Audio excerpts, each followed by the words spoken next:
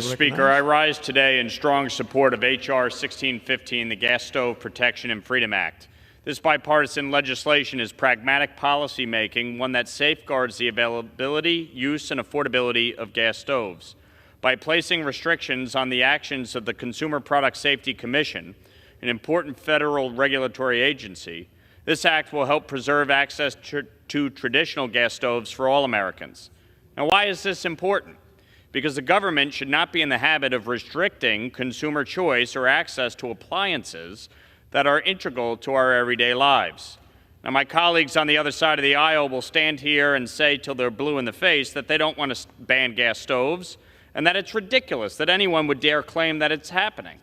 But the fact is, they're already doing it. In New York State, most new construction starting in 2026 will ban gas stoves. That was put in the state budget just 2 months ago.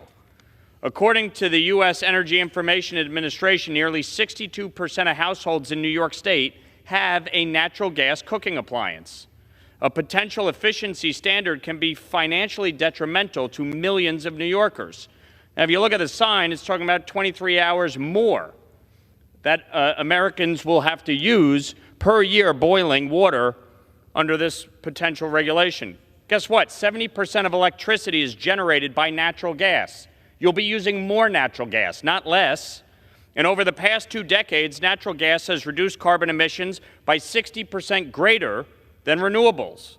In California, they tried the same thing and had it summarily thrown out of court due to the absolute absurdity of this effort. Again, we can and should build a diverse energy grid. We agree with that. But it's got to be based on science and facts, not pie-in-the-sky ideas.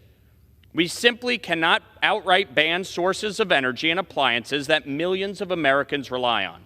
In short, the Gas Stove Protection and Freedom Act is prudent legislation, one that values consumer choice and maintains the availability of essential household appliances. I urge all of my colleagues to join me in supporting this significant and sensible bipartisan effort.